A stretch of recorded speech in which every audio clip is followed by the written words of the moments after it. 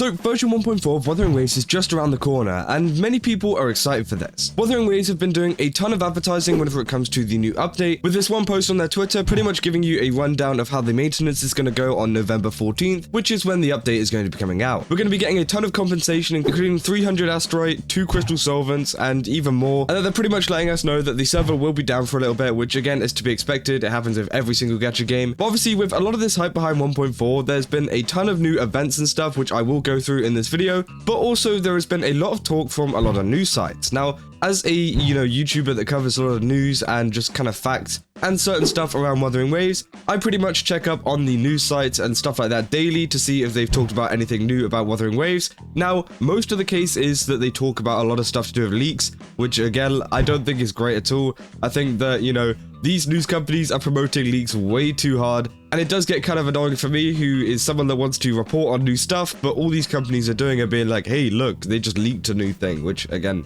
sucks. But we have this new news article from a news company which pretty much talks about the pros and cons behind the Rerun banner, and they pretty much go into a big discussion about it. And this only comes around because it's almost version 1.4, and these companies do tend to just like step up the news articles on it every update and then go silent for a bit and then go back to making news articles.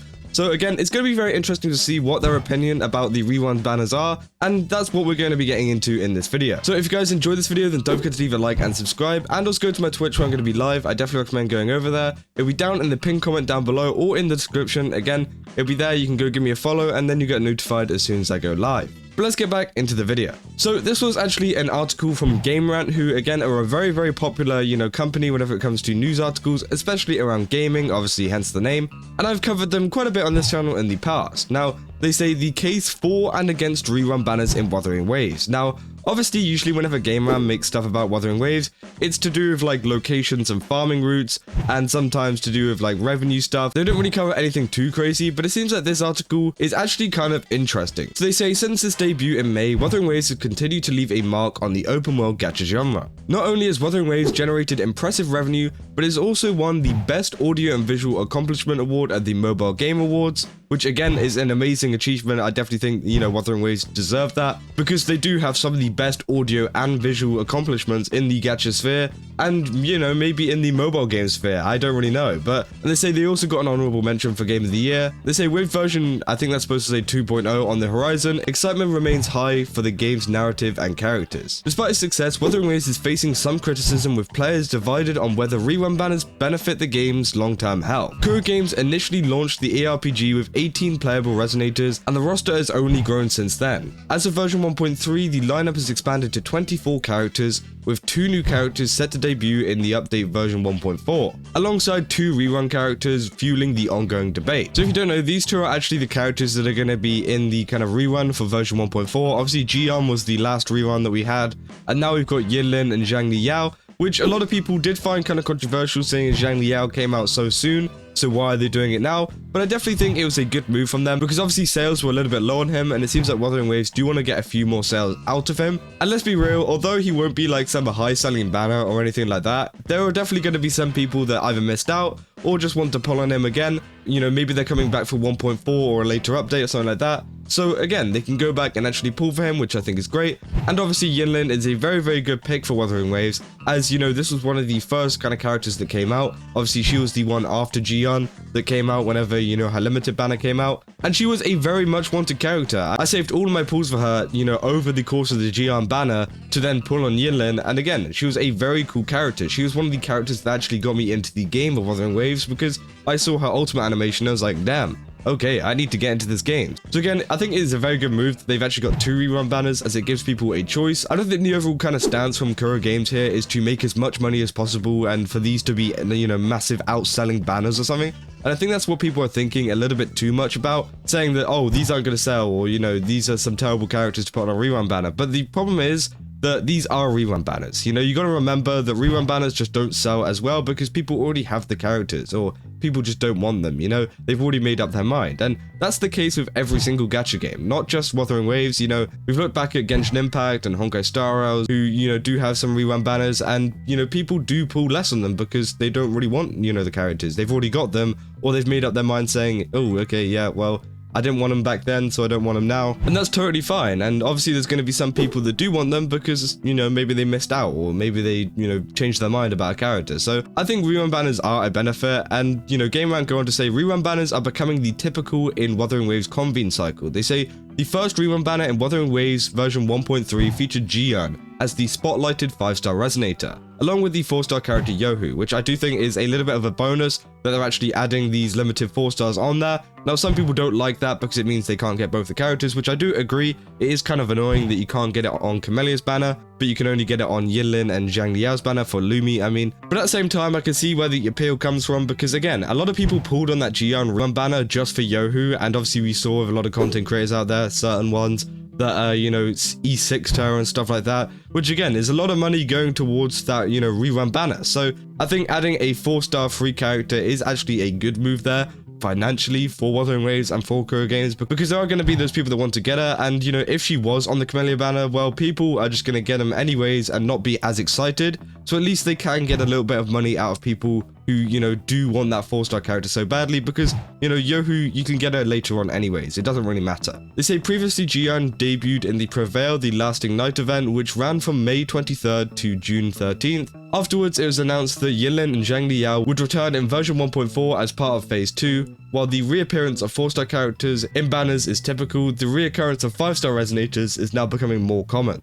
And then they go on to talk about the case of actually removing rerun banners from the game. They say that some players have voiced concerns about the time between Wuthering Waves updates, arguing that the wait for a new 5-star character is too long, especially if the second phase is reserved for mostly rerun banners. They claim that this reduces the FOMO feeling, as it seems as players won't have to wait long for a rerun of a character that they like.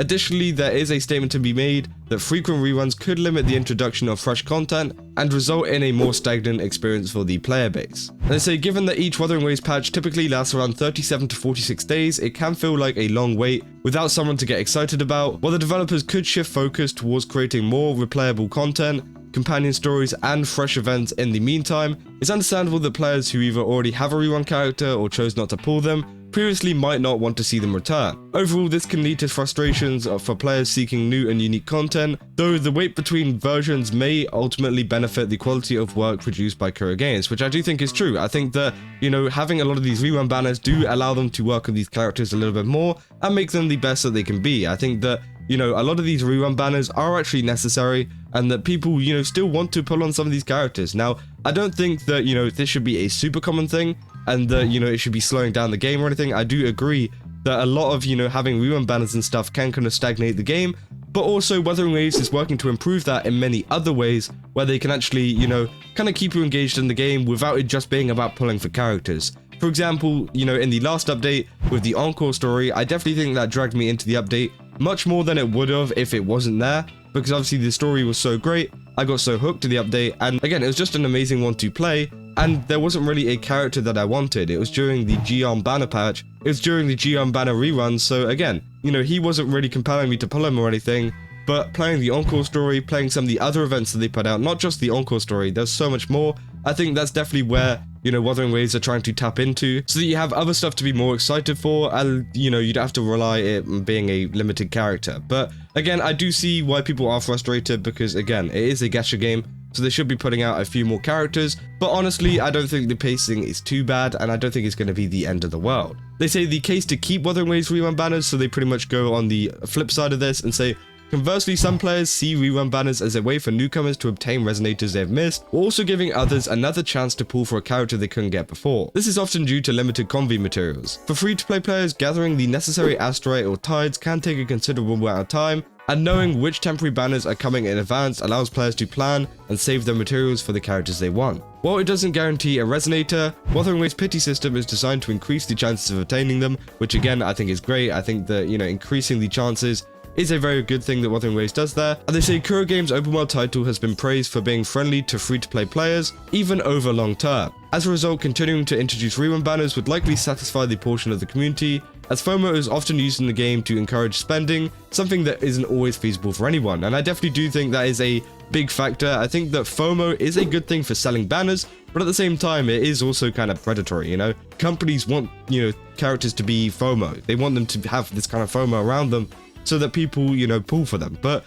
at the same time, you can see why that's a problem for a lot of players, because they'll see that as kind of like bad for the game, as, you know, there is this kind of whole FOMO thing.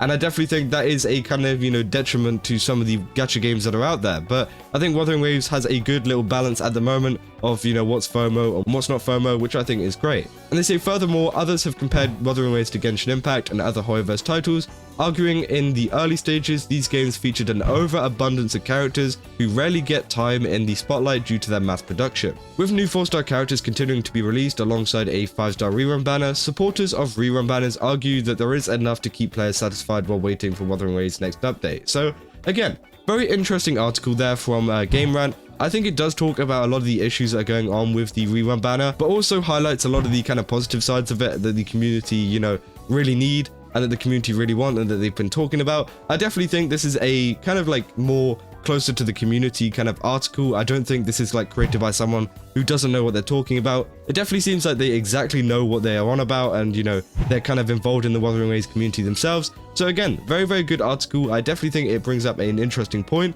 And yeah, just let me know in the comments what you guys think. Do you think that, you know, Wuthering Waves does have this issue with rerun banners, or do you think that the current schedule of rerun banners and new characters is fine? Because again, I really want to know what you guys think. But if you enjoyed this video, then don't forget to leave a like and subscribe. And as I said, go over to my Twitch where I'm going to be live. I definitely recommend going to follow me. It'll be down in the pinned comment or in the description below. Again, go over there, just say hi, you know, or just follow me, and, you know, you get notified as soon as I go live. But yeah, that's all I got, and I'll see you guys in the next one. That's all. See ya.